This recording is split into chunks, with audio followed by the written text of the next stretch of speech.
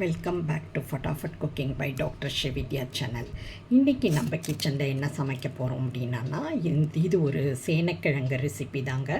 So இது வந்து வறுவலாக, அதாவது ஃபிங்கர் சிப்ஸ் மாதிரி செய்யலாம் அப்படின்னு ட்ரை பண்ணுறேன். இந்த ஃபஸ்ட்டு டைம் நான் ட்ரை பண்ணுறேன்.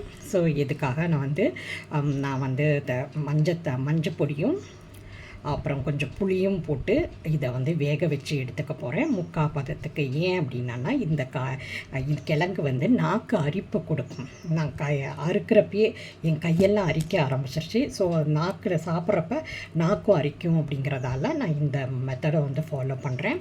ஸோ புளியும் உப்பு ப்ளஸ் மஞ்சப்பொடி போட்டு நம்ம செய்கிறப்ப வந்து இந்த அரிப்பு வந்து இல்லாமல் போகும். இதோட நான் கொஞ்சம் உப்பையும் சேர்த்துட்ருக்கேன். ஸோ இப்போ இதை வந்து முக்கால் பதத்துக்கு வேக வச்சு எடுத்துக்க போகிறேன். இப்போ எண்ணெய் நல்லா காஞ்ச பிறகு நம்ம இந்த வேக வச்சு முக்கால் பதத்தில் வேக வச்சுருக்க அந்த கிழங்கை போட்டு நம்ம வறுத்துக்கலாம். நல்லா கிறிஸ்பியான பிறகு நம்ம எண்ணெயிலேருந்து எடுத்துக்கலாம். இந்த முக்கால் பதத்தில் ஆல்ரெடி வெந்திருக்கு, அதனால் இது வந்து சீக்கிரமாக வெந்து வந்துடும். இந்த ஃபிங்கர் சிப்ஸ் வந்து இது எப்படி இருக்கும்னு ஃபஸ்ட்டு தெரியாது. இப்போ தான் ஃபஸ்ட்டு டைம் நானே என்னோடய இமேஜினேஷனில் நான் இந்த செய்கிற ரெசிபி இது பார்க்கலாம் எப்படி வருதுங்கிறத.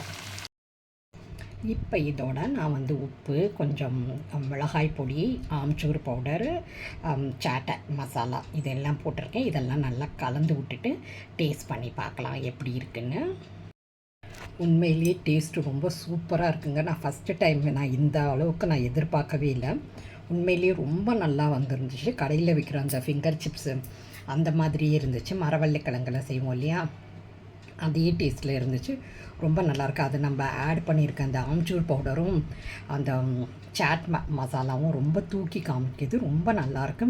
மறக்காமல் இதை ட்ரை பண்ணி பாருங்கள். இந்த வீடியோ, இந்த இன்ஃபர்மேஷன் பிடிச்சா மறக்காமல் ட்ரை பண்ணி பாருங்கள். நான் சொன்னேன்னா உங்களுக்கு அந்த டேஸ்ட்டு புரியாது. நீங்கள் செஞ்சு பார்த்தா தான் உங்களுக்கு அது தெரியும். அதனால தான் நான் செய்ய சொல்கிறேன். மேலும் ஒரு புதிய ரெசிபியோட உங்களை நான் வந்து சந்திக்கிறேன். அது வரைக்கும் உங்களிடமிருந்து விடைபெறுவது உங்கள் டாக்டர் ஷெவித்யா. நன்றி, வணக்கம்.